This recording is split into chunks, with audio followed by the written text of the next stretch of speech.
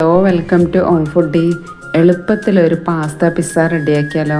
ഇത് വെറും 10 മിനിറ്റ് മതി കേട്ടോ തയ്യാറാക്കാൻ വേണ്ടിയിട്ട്. അപ്പോൾ എങ്ങനെയാണെന്ന് നോക്കാം. ഒരു ബൗളിലേക്ക് 4 മുട്ടയും പാകത്തിന് ഉപ്പും 1 ടീസ്പൂൺ കുരുമുളക് പൊടിയും ചേർത്ത് മിക്സ് ചെയ്തെടുക്കാം. ഇതിലേക്ക് വേവിച്ച് വെച്ച പാസ്തയും ചേർത്ത് ഒന്ന് മിക്സ് ചെയ്യണം.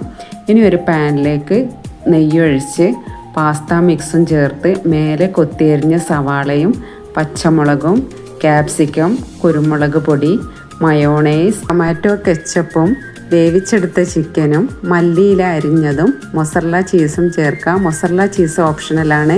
മയോണൈസ് ചേർക്കുന്നത് കൊണ്ട് തന്നെ നല്ല ടേസ്റ്റാണ്.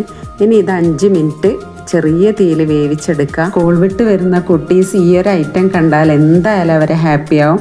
അപ്പോൾ സേവ് ചെയ്ത് വെച്ചോ. വീഡിയോ ഇഷ്ടപ്പെടുകയാണെങ്കിൽ സബ്സ്ക്രൈബ് ചെയ്യാനും ലൈക്ക് ചെയ്യാനും ഷെയർ ചെയ്യാനും മറക്കല്ലേ. താങ്ക്